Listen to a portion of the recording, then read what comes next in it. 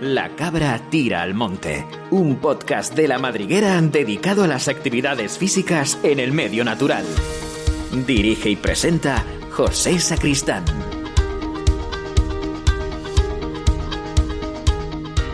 Bienvenidos, nueva cabra, nuevo episodio que iniciamos con energía y espíritu de supervivencia.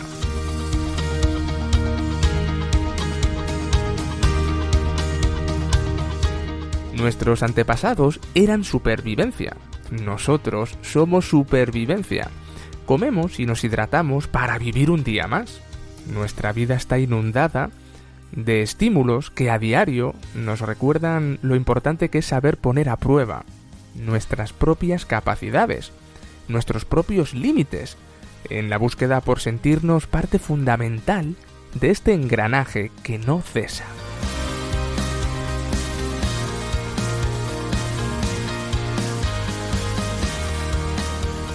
Si esta vida artificiosa, de la que presumimos tener control absoluto, ya nos pone a prueba continuamente, necesitamos saber enfrentarnos con decisión a miedos diarios, ansiedades, soledad, apatía, depresión. Pensad qué sucede cuando abandonamos por unas horas o unos días tantas falsas comodidades en busca de aire libre y desconexión. Bueno, pues sucede que chocamos con la realidad del silencio, del búscate la vida, oriéntate, come y bebe como puedas, duerme como puedas, busca remedio a la pérdida intensa de calor corporal o cúbrete del sol con garantías. Retos y dilemas para los que hace milenios dejamos de preocuparnos. Inexplicablemente, estas cuestiones siguen sin formar parte ni de la educación ni de la formación continua de las personas, al menos de forma generalizada.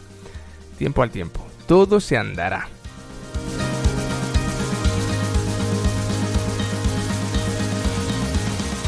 En La cabra tira al monte de hoy indagaremos en una corriente de estudio, pensamiento y relación con el entorno que es aquella que explora nuestro potencial como seres humanos, como animales, sobre todo en momentos cruciales de pura adaptación. Hablaremos de supervivencia. ¡Comenzamos!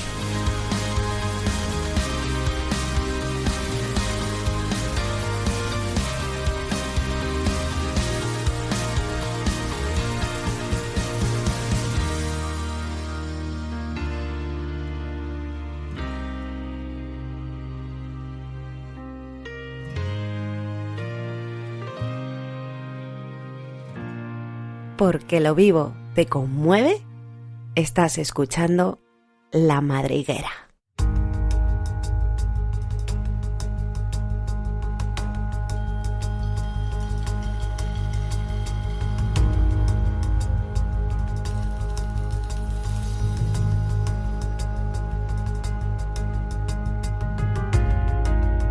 Y ha venido a La Madriguera a pasar un ratito agradable charlando conmigo, bueno, a enseñarme cositas también. Mucho tengo yo que aprender de mi amigo Arturo. ¿Cómo estás, maestro? ¿Qué tal todo?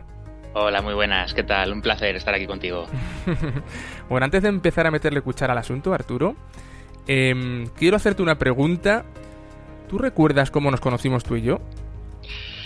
Yo recuerdo cómo nos conocimos la primera vez porque luego nos reconocimos. Recuerdo apuntarme a un curso de educadora ambiental en Peralejo, en un centro que antes se llamaba Cañada Real Open Center, que ahora lo lleva Siringa, Conservación. Y recuerdo estar haciendo allí el cursito, que eran 4 fines de semana, y conocernos allí. Y la verdad es que, pues oye, hubo ahí un poco un inicio de una gran amistad que años después recuperaríamos cuando yo hice las prácticas de ingeniería agrícola, que aparezco por ahí por la Majada de la Pedriza, en medio de la Pedriza, a hacer mis prácticas en aquel centro de información y divulgación tan estupendo, y te encuentro detrás del mostrador. Digo, pero bueno, si yo a este chico le conozco. Y así que tuvimos ahí dos sitios en los que nos conocimos 2 veces. No todo el mundo puede decir que ha tenido 2 primeras veces, macho. Nosotros sí. Bueno, esa es tu versión. Yo el día que te vi en Cañada Real, haciendo el cursito, bueno, pues la primera toma de contacto con la gente que nos reunimos a las primeras sesiones, yo recuerdo que descubrí a un tío de aspecto relajado. Arturo es así, transmite esa paz. Es un chaval, pues que, bueno, ya físicamente, por su aspecto, por su estética, pues estamos un poco predispuestos a encontrarte con alguien de conversación agradable. Y yo vi que se desplazaba a aquel lugar en una furgoneta, vivía en ella, de hecho, y pronto comprendí muchísimas cosas. Yo ahí todavía no vivía en la furgoneta, todavía no, pero sí que aprovechaba que el curso era los fines de semana para vivir allí, pero vamos, me iría a vivir a la furgo 6 meses después. Yo ya te digo que en el momento que te vi comprendí muchísimas cosas, comprendí que se trataba de una persona aventurera, así me lo decía tu estilo de vida, aventurera pero con los pies en la tierra, y vi que llevabas un estilo de vida, tío, en el que había mucho de elegido y muy poco de sistema impuesto. Esa fue mi primera impresión. Luego ya poco a poco fuimos hablando y vi en ti un auténtico superviviente, que es de lo que vamos a hablar hoy, ¿no? Y detrás de ese superviviente hay una disciplina, hay toda una corriente de pensamiento, de formación, que es la supervivencia, que seguramente tú antes de practicarla desde el lado profesional, ya la practicabas desde el lado más amateur y más introspectivo, ¿no? Bueno, mi primera pregunta va por que nos cuentes, Arturo, cómo descubres tú la supervivencia y cómo definirías tú la disciplina de supervivencia. Bueno, antes de meternos un poco en tema conceptos y demás, yo realmente pensar que la supervivencia implica un montón de factores y un montón de conocimientos, ya no solo habilidades, sino muchas cosas que tienen que ver con el tema de la educación ambiental.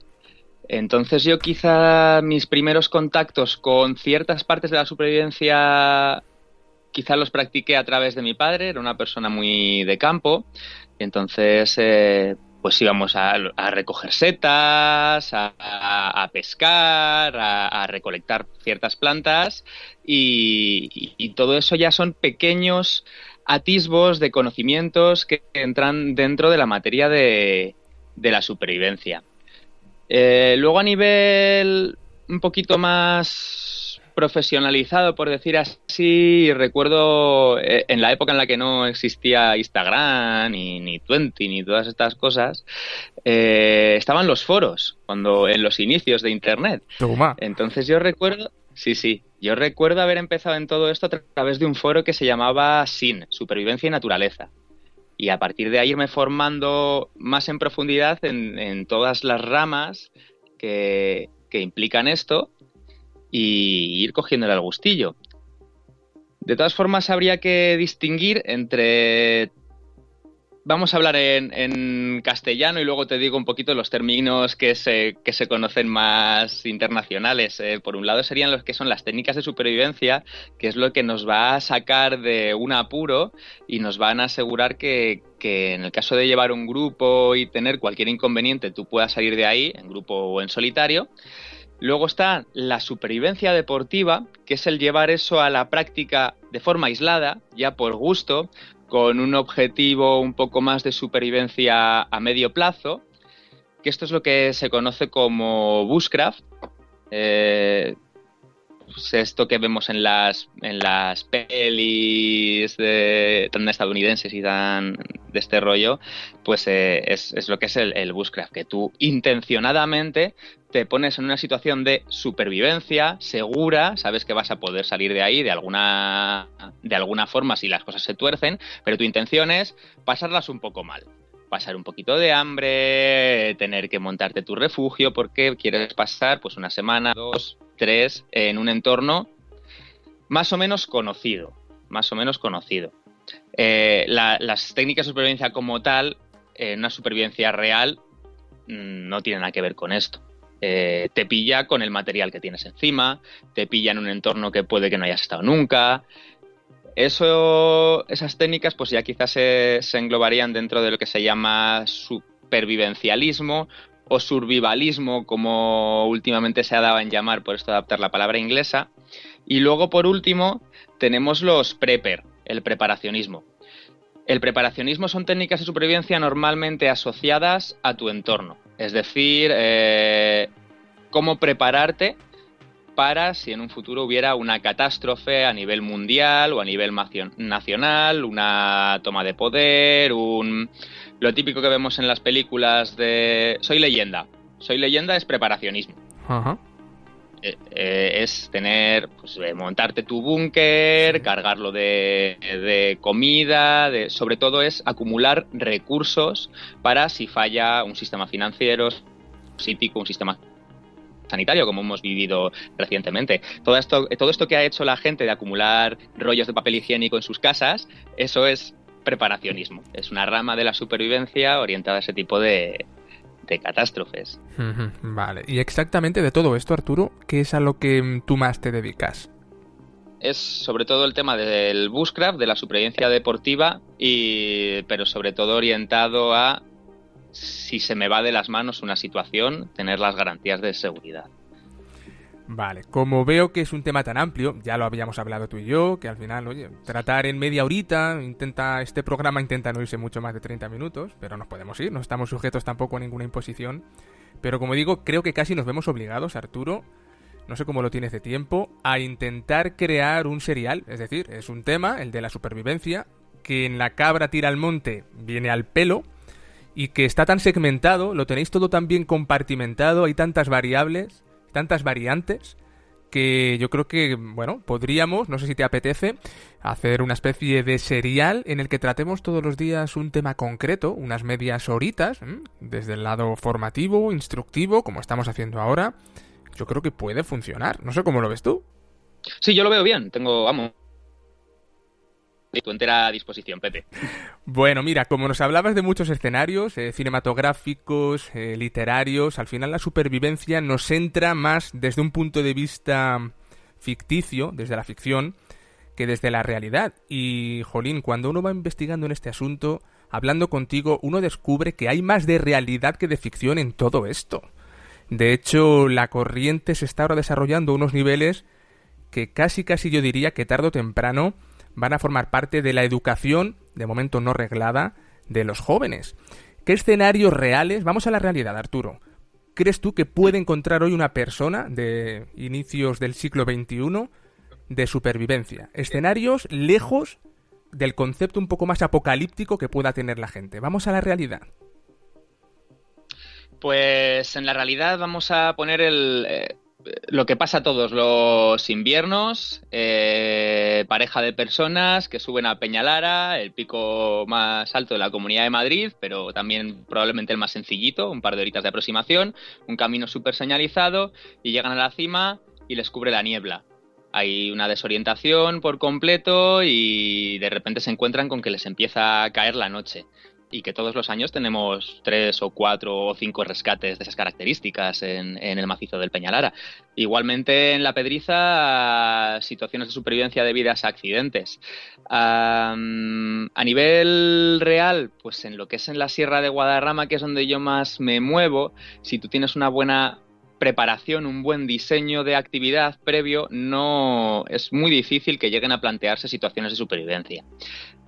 Si se da cualquier pérdida, la rama no hay que tirar valle abajo y es muy fácil que vayamos a encontrar cualquier municipio o cualquier persona en esa misma jornada. De otra forma ya hablaríamos si nos metemos en picos de Europa o Pirineos, que a lo mejor te desorientas, tiras valle para abajo y apareces en otro valle y no te queda otra que hacer noche allí con lo que tengas encima.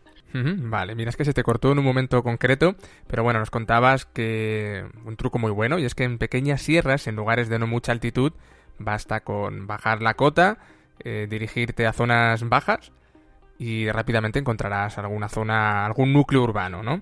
Esto ya se pone más complicado en Pirineos, vale. Por eso yo siempre intento, cuando hablo con gente que bueno, tiene el discurso de la supervivencia, que nos hable realmente, que esto es lo importante, de las destrezas, habilidades, los aspectos más interesantes y más útiles de esta disciplina. Pues la creación de fuegos, que seguramente sea un tema muy polémico y más en un país en el que los incendios forestales están a la orden del día. Desde aquí lo que no queremos y vamos a evitar siempre es que la gente se lance a troche y moche a hacer fuego sin control en la montaña. Tiene que haber un porqué y hay una técnica que enseña la supervivencia.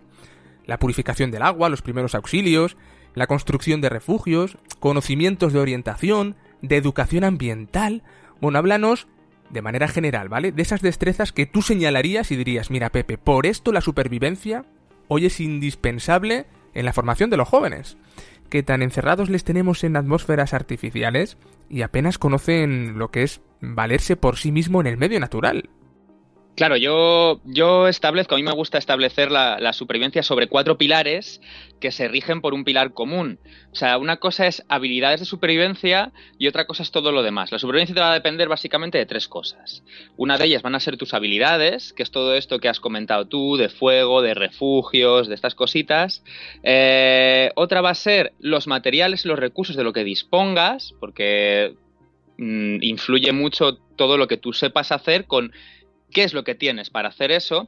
Y luego la tercera y la más importante, tus ganas de sobrevivir. Ha habido gente a lo largo de la historia que se le han planteado situaciones muy crudas y no tenía conocimientos, no manejaba habilidades, no tenía recursos y solo por la motivación de salir de ahí han conseguido superar ese final desastroso que se les veía venir. Entonces yo creo que son esos pilares, el más principal, el de la psicología. Luego los recursos y los materiales, que ya te digo que igual que hemos hablado antes, pues depende de lo que lleves en la mochila o lo que hayas preparado tú o lo que te encuentres en el entorno en función de en qué situación estés. Y luego los pilares de las técnicas de supervivencia, que yo considero que son 4. 4 pilares básicos, que sería el de ubicación, el de hidratación, el de comida y el de refugio. El de protección, no el de refugio, vamos a hablar de protección. Y todos estos tienen un montón de técnicas que pueden ser o propios de ellos o comunes. Por ejemplo, dentro de ubicación yo distinguiría entre orientación, que es la capacidad que te da a ti de no liarla, de no salirte del camino o de poder ubicarte. Y por otro lado, ubicación de emergencia. Es decir, ya una vez que la he liado, ¿cómo señalizo para que vengan a rescatarme? Ya hablando ahí un poquito de eso, de lo que es la ubicación. Luego tenemos el de comida. Bueno, que eso es obviamente básico. Dentro de comida no solo tenemos que aprender a encontrarla, sino también a conservarla. Ya estamos en una situación, sobre todo si vamos a supervivencia a largo plazo, donde no tenemos nevera ni nada de eso y tendríamos que aprender un montón de métodos de conservación. Y luego la obtención de la comida, bien sea a través de la caza o del trampeo o de la pesca o de la recolecta, que es en lo que más quizá me he especializado yo, tema plantitas. Bueno, mira, me hablabas de psicología, que al final sí. Es un concepto que va orbitando toda esta disciplina, y yo quisiera que habláramos del miedo, porque me parece algo fundamental. Me consta que lo tratáis desde el minuto 0. El miedo no es algo malo. Yo creo que es uno de los grandes clichés que rodean un poco a este asunto. El miedo no es malo, te recuerda que estás vivo, para empezar, y superar situaciones complicadas te ayuda a aprender, a mejorar y a superarte. Y esto no son frases de coaching, es pura realidad. Miedo no solo lo vamos a encontrar, como tú decías, en una situación de desorientación. Miedo lo vamos a encontrar en el momento en el que nos sentimos, ¿cómo podríamos decir?, poco aceptados, ¿no? El gran miedo de las civilizaciones modernas, el miedo a la falta de aceptación por los demás. Los miedos cotidianos parten por las relaciones sociales, y hasta en esto la supervivencia tiene algo que decir. Cómo relacionarnos con el entorno. Nuestro entorno hoy en día son las ciudades, hay gente que tiene la suerte de vivir en el campo, pero la supervivencia te puede ayudar en tu día a día a llevar relaciones familiares, sociales, laborales. Sí, yo estoy bastante de acuerdo con eso. Yo creo que el saber atajar situaciones de incertidumbre van a hacer que tengas mucha más confianza en ti mismo y en tu equipo. Yo siempre considero que el senderismo, más que un deporte individual, sobre todo a la hora de dirigir grupos, es un deporte de equipo. Entonces tienes que tener confianza en tu equipo y confianza en ti mismo. Y eso solo se gana con la práctica. Hacer actividades, salir al campo, ponerte en situaciones no peligrosas, pero sí en el que tengas que tomar decisiones que te puedan dar la vuelta a las cosas. Decidir acortar una ruta porque igual te estás yendo demasiado y te cae la noche, son cosas que luego a la hora de la vida moderna pues yo creo que sí que nos pueden aportar un montón. Oye, háblanos de situaciones llamativas, no necesariamente situaciones peligrosas, ¿vale? En las que te hayas visto tú inmerso. Bueno, no solo háblanos de cómo han sido, sino cómo tú has conseguido salir de ellas. Algo incómodo, negativo, situaciones que recuerdes y digas, guau, Pepe, esto lo tengo que contar. Bueno, recuerdo algunas. Claro que las que recuerdo al final, si te ves en una situación en la que dices, uy, la he liado un poco, todas las situaciones de supervivencia vienen por un encadene de errores, no es por un error. Entonces siempre suele ser, hay un error de diseño, un error de cierta preparación, ahí va la noche anterior, me lié y resulta que además he dormido poco, y como he salido con prisa, vaya por Dios, me he dejado la brújula en casa. Una serie de errores, voy a un sitio, no, pero no pasa nada, llevo el track en el móvil, llegas ahí, resulta que no hay cobertura, no te has preocupado de descargar un mapa, es una serie de cúmulos. En mi caso recuerdo una con 2 amigos, de estas que hacíamos cuando eres pequeño y inconsciente, pero a la vez disfrutas un montón de esas situaciones límites. A la Pedriza fue un verano. Oye, ahí llevábamos mapa y todo, ¿eh? Y de esto que llegas a Canto Cochino, al parking de en medio, ¿sí? Y con el mapa en el bolsillo, sin sacarlo, ¿a dónde vamos? Y señalas para un lado y dices, a ese pico. Venga, pues a ese pico. ¿Por dónde? Pues por aquí en medio, atravesando. Y para allá que nos fuimos. Bueno, tú has estado en la Pedriza, en julio, ¿sí? Sabes que es una olla. Pues bueno, yo llevaba mis 3 litros de agua. Mi otro compañero llevaba su 1,5 litros para todo el día, y mi otro compañero pues llevaba lo que llevan la mayoría de la gente que va a la Pedriza, pues la típica cantimplora de 300 mililitros, chiquitita. Sí. Claro, campo a través, mapa en el bolsillo todo el rato, o sea, no lo sacamos. ¿Para qué, verdad? ¿Para qué? Muy práctico. ¿Para qué? ¿Para qué saber dónde estás? Pues para cuando se te acaba el agua, a lo mejor es interesante saber dónde estás. Por ejemplo. El resultado fue, claro, como esto de comer te deshidrata, pues decidimos limitar las ingestas porque nos habíamos quedado ya sin agua y no sé si nos pasamos pues 8 horas sin beber o algo así. El compañero que llevaba el agua pequeña tenía síntomas de deshidratación importantes. Nosotros ya cuando ya las vimos duras, sacamos el mapa, ubicamos. Y en esto que vas al típico arroyo que te aparece en el mapa en línea azul continua, no éramos muy expertos en la materia, y línea azul discontinua significa arroyo estacional. Julio, Pedriza, arroyo estacional, es nada. No es nada. No había agua. Y mi compañero pues empezó a decaer, por decirlo así, ¿no? Se tumbó en una esquina, estaba ya anocheciendo, nos pillaba la noche y llevábamos pues unas 8 horas sin hidratarnos. Y el chico pues ya empezó a divagar un poco, y no recuerdo de decirle, oye, vale, quédate aquí descansando y nosotros buscamos agua y luego te llamamos y vienes. Y el otro estaba así tumbado. No, vale, pues ponte en pie y te apoyas en nosotros y vamos juntos a buscar agua. No, vale, un charco, hacemos un pozo, utilizamos que llevo pastillas y filtramos y... No, o sea, era todo como que no razonaba con... Yeah. Pero bueno, luego afortunadamente encontramos unas pozas. Resulta que estábamos a menos de 15 minutos del refugio Giner de los Ríos. Al día siguiente descubrimos, estábamos al lado del parking. Y fue encontrar las pozas después de 8 horas sin beber, y uno de mis compañeros es que directamente se impotabiliza, metió la cabeza en a beber agua, se trincó 2 litros al final terminó echando pues todo lo que había entrado, tuvo que salir. Lógico, Arturo. Hablamos de nuevo del miedo mal gestionado. Es que volvemos a lo mismo continuamente, ¿no? Ese miedo que nos lleva a tomar respuestas peligrosas. El adelantarte a la jugada es algo imprescindible. Es vital. En este caso es vital, ¿vale?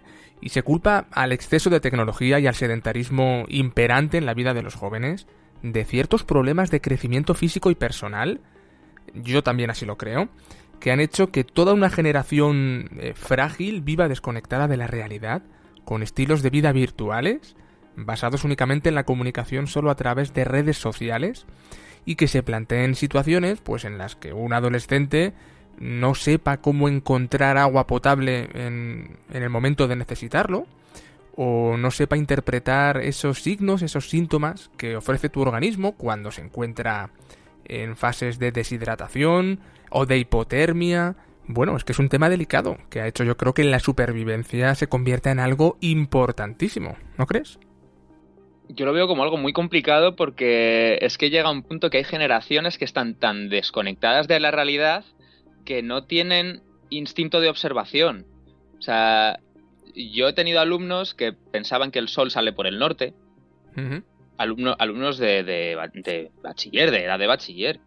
De haber perdido todo el instinto de observación hasta el punto que, tío, o sea, sin conocimiento y sin materiales, si tienes motivación, puedes salir para adelante. Pero es que ha llegado un punto que hemos perdido hasta eso. Tú ten en cuenta que hay gente, sé que lo sabes, hay estilos de vida urbanitas, hay que decirlo así, o urbanos, como queráis. Puede que suene un poco despectivo lo de urbanita, pero bueno, hay estilos de vida totalmente aislados del medio natural, en los que uno se levanta por la mañana, ve que entran claridad en las calles, se acuesta por la noche porque ha entrado oscuridad, pero al sol no lo ha visto en todo el día, y lo que tú decías, no sabe por dónde ha salido, ni por dónde se ha metido, ni en qué sentido caminaba a la sombra a tu lado cuando ibas de un sitio a otro por la ciudad. No lo saben. Y esto es una crítica constructiva. Es verdad que, como dicen en mi pueblo, el que no sabe es como el que no ve. Y en el interés por formarse yo creo que está la clave de estar a la altura de las circunstancias y convertirse en una persona pues preparada para un mundo que cada vez es más incierto. Esto es así.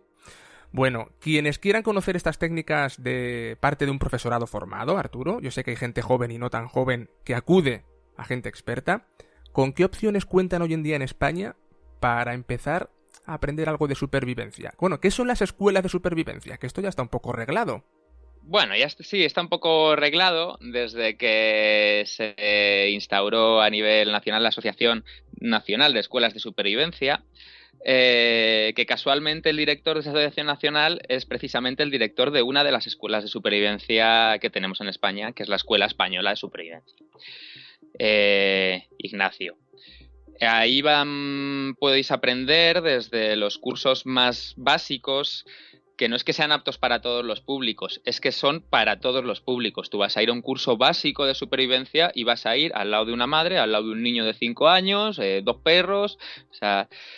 Pero los más frikis de la supervivencia, que quizá les gustaría profundizar un poco más, pues tienen que pasar por ese curso porque es el genérico y luego ya especializarse en cualquiera de los cursos de técnico de supervivencia de CTS de distintos niveles que ofrece esta escuela. Hay otras escuelas de supervivencia. La mayoría de las escuelas que tenemos en España están avaladas por esta asociación que te comento y normalmente los instructores pues son exmilitares, por decirlo así. Tienen una formación militar y el día que les ha llegado de jubilarse o que se han cansado de ese tipo de actividad, han decidido pasarse a la formación en seguridad, en técnicas de supervivencia. Y luego la otra opción también es formarte en cursos de técnico deportivo de montaña. TD1, TD2, los técnicos deportivos de montaña también van a tener una base de formación de supervivencia, porque es necesario para asegurar la supervivencia de tu grupo, ¿no?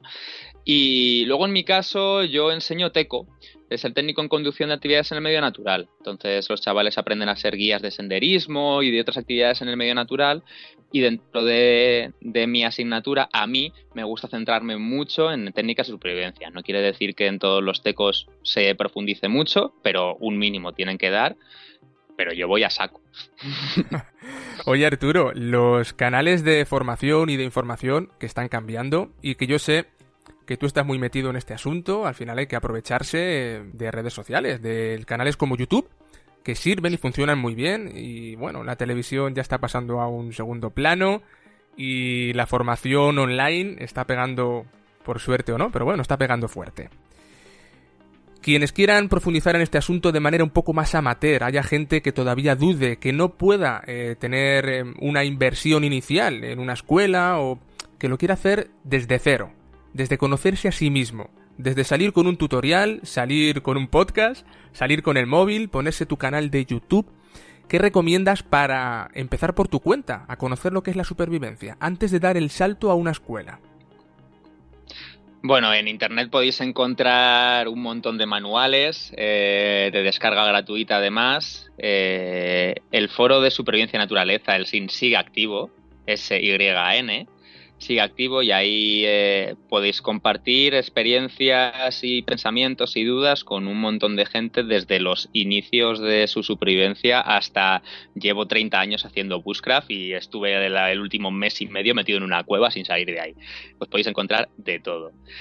Y luego, aparte de eso, pues claro, en YouTube hay un montón de gente que se dedica a hacer este tipo de tutoriales.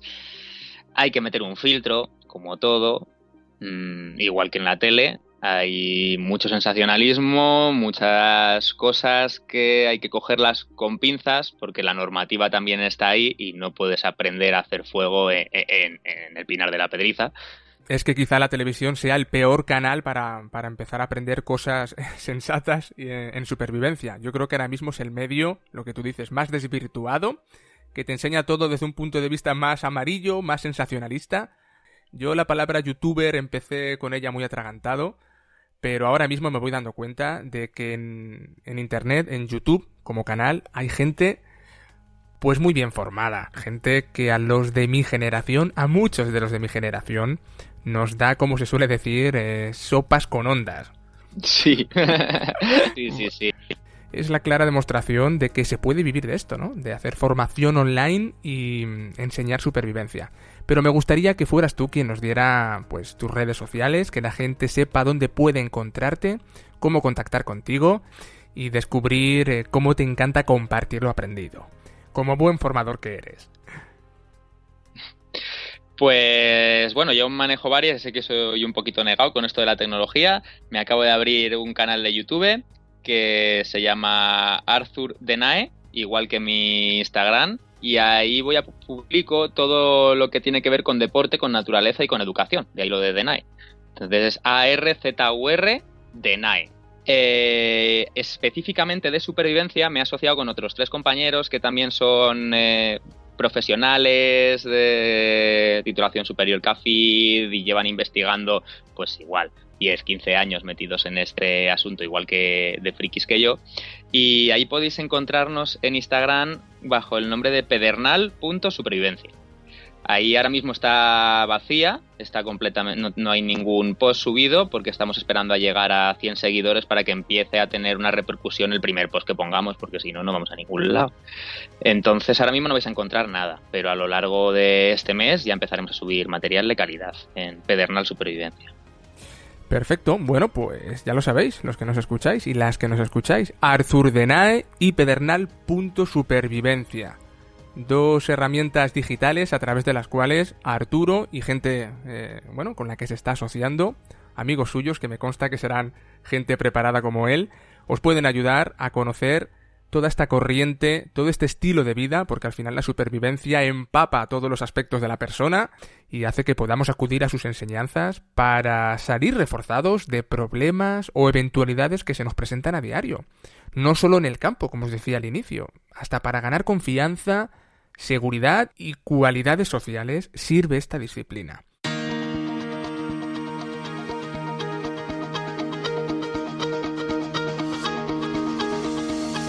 Bueno, tanto para bushcraft como para supervivencia pura y dura, vamos a seguir hablando más días.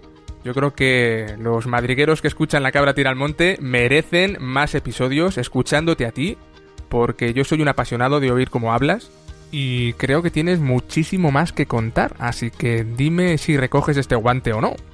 Lo recojo. Guante recogido. Que no pierdan ojo, que estén bien atentos porque van a salir cositas interesantes de aquí. Perfecto, amigo mío. Pues nada, oye, un besito enorme a Arturo y vamos dando forma a algo interesante que hasta pueda servir a la gente para escuchárselo de manera episódica y tener una idea completa de lo que es la supervivencia. ¿Te parece? Seguro, me parece. Niño, que te quiero mucho, que muchas gracias por contactar y seguimos hablando, ¿vale? Un besazo, Pepe. Un placer, como siempre. Cuídate un montón. Chao, Arturo.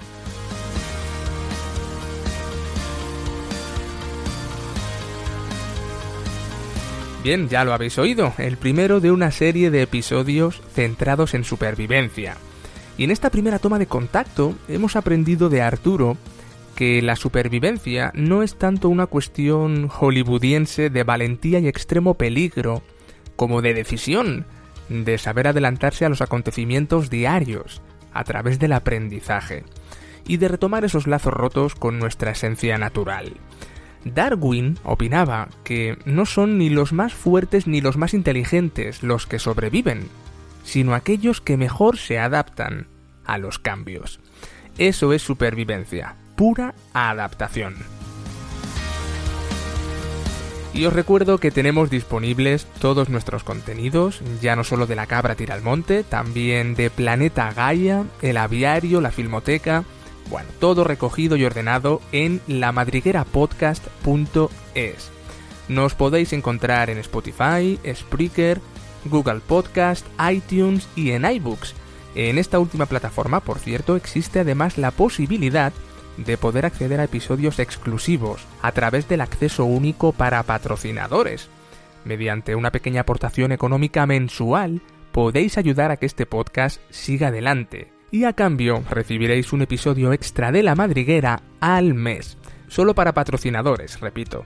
Gracias una vez más por vuestra compañía y hasta la cabra del mes que viene, donde hablaremos de barranquismo. No os lo perdáis. Sed felices.